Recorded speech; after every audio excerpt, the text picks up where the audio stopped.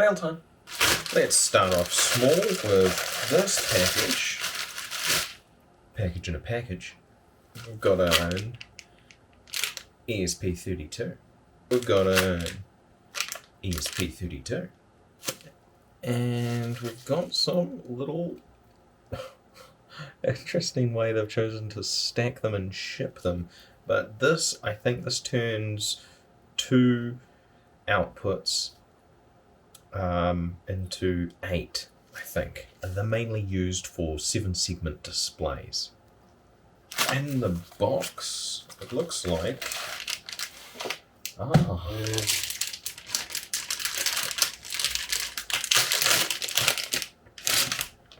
it's a battery for this laptop that featured in another video. And let's see, this should just slot in. Looks like it fits. Is there any charge? Nope. It's a flat battery. Hopefully that means it'll hold its charge. And with the battery fully charged now, I decided it's time to see how long it would actually last under load. I have a live stream of some lo-fi hip-hop radio in the background, as well as a clock and the battery level on screen. This new-to-me battery has lasted a total of 1 hour and 33 minutes under load, which means it can last a pretty dang long time under normal working circumstances. And then in terms of recharging the battery back up to 100%, it assumed it would be about 1 hour and 20 minutes, which was quite accurate. It took about 1 hour and 20 minutes to fully recharge this battery again. I have since been using it regularly while I've been at work and on the go, and the battery seems to be quite reliable, and I'm happy with this purchase. Now we've got this bigger package, which seems to have a rip in it. This has been a concerning trend that has been going on lately.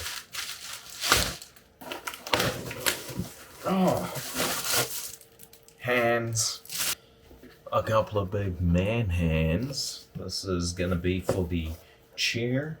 This is good chair grabby sort of hand positioning, and they look reasonably realistic. They could probably do with a coat of well acquired paint, but a couple of hands is what I have. Name labeler thing.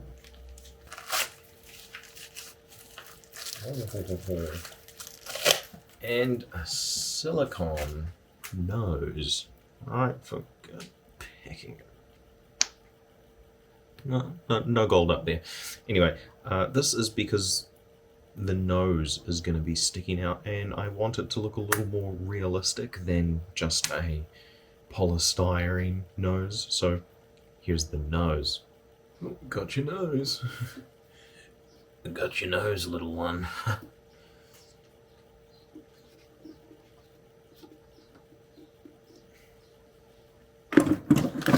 Back to the main project, I headed down to Hammer Barn and had a look around their spray paint section. I managed to pick out 3 spray cans that I thought would assist me in the coloration of the chair. Starting off with a base brown layer of the chair, I'm hoping I can add a few layers of different colours to help bring out the kind of tones I'm looking for. On top of that, I add a bit of black to help darken the tones, and then I go through with this bright red, hoping to add some nice highlights to the overall look, with a few areas specifically targeted, hoping to really push the colour out.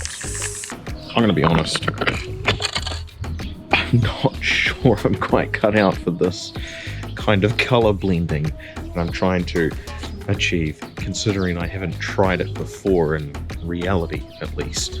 Once I was done with the red, I go back over the whole chair with the brown again, hoping to push ourselves back over to a wood look, ideally. Hopefully. Well, it turns out I'm not really that much of a spray paint artist, and it didn't quite turn out how I thought it would in my head, but it does look better than the bare, bright wood that it was before. Once it was dry, I had the bright idea of setting it on fire to see if that would improve the look overall.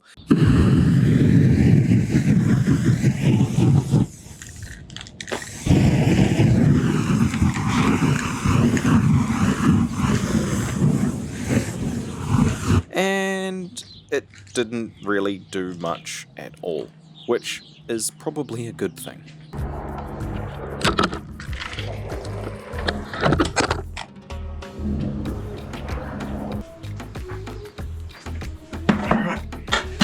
Now, the chair is, well, it's a whole lot darker and seems a little bit more appropriate for its job. And while it's not the perfect paint job, it definitely helps sell the look a whole lot more. Alright, now for this guy here that's going to be sitting in the electric chair, I'm going to use this as the sort of intermediate bit of the arm, but mostly have it be this bungee cord, which will essentially hold from the shoulder down to the elbow, and I'll have a little bit of tension on there. But first, I should probably put the new nose on this polystyrene head. Because traditionally with the hood over the head, the nose sticks out, so I thought I should probably get a more realistic nose than this little silicone one. So I'll have to find a way to appropriately attach this nose. Using my expertise as a plastic surgery guy, I start cutting up that silicone nose and slice off the front of the face of the styrofoam head in order to make everything fit and sit properly, as if it was meant to be there. With the base set and the nose cut out, I used some super glue to try and lock it in place, and it needed a little bit more, so I added some more super glue to help lock it in place, which inevitably ate away at the styrofoam and damaged the head a little bit. So I used some nails that I heated the tip up with a lighter to push through the silicone nose to lock it into the styrofoam head, allowing me to move on to the arms. The construction of the arms themselves is fairly basic. I've simply just gotten a bungee cord and 2 pieces of PVC pipe that I've cut to length and run that bungee cord through the middle of it. I've also taped one end of the bungee cord to the shoulders of the executee.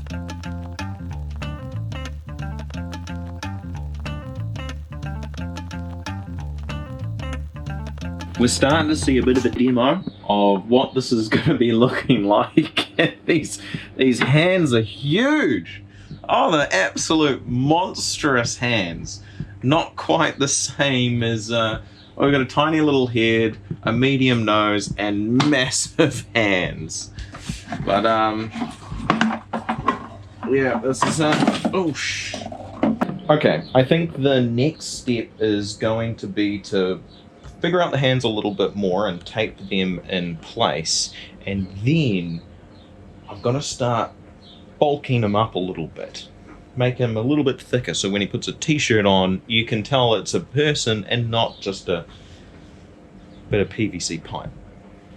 With it being a person, of course, I need to lock him in place. So I'm working on those brown leather belts that I got, cutting them up and getting them to the right size so that they can strap around the wrists and hold our electrocutee in place so that he doesn't jump out of his seat.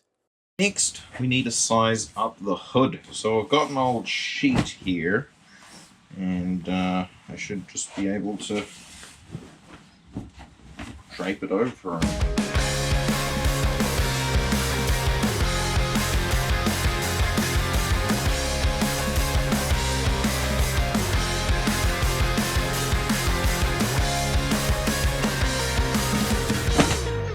I'll make that in due time. Probably off camera because sewing is really boring and I don't have a sewing machine. And I mean really boring.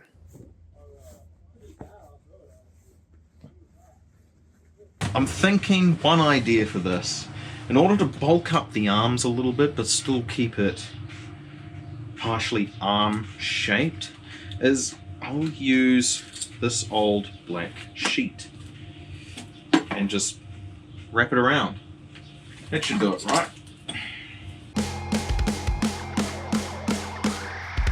He is a prisoner, so he's about due to be a bit malnourished, but I think this might work, but I'm gonna have to cut this out. Battling the wind, I laid out the sheet on the ground and cut out 2 strips for either arm and rolled it up.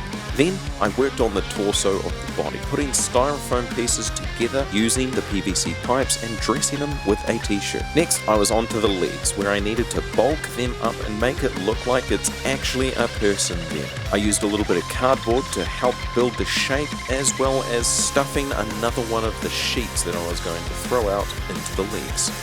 Well, there he is for now. Basically built up, little bit of padding and stuff on him. Hands are in place, head's in place, got the shirt on. The scale of everything isn't quite right. The hands are too big, the legs are too skinny, the head's too small, the shoulders are too broad, and those are my shoes. For data to all the small servos, I'm simply going to use just an old Ethernet cable. I have plenty of it, and even at this long length that I've got it here, this is still short enough that a servo can operate pretty much at 100%.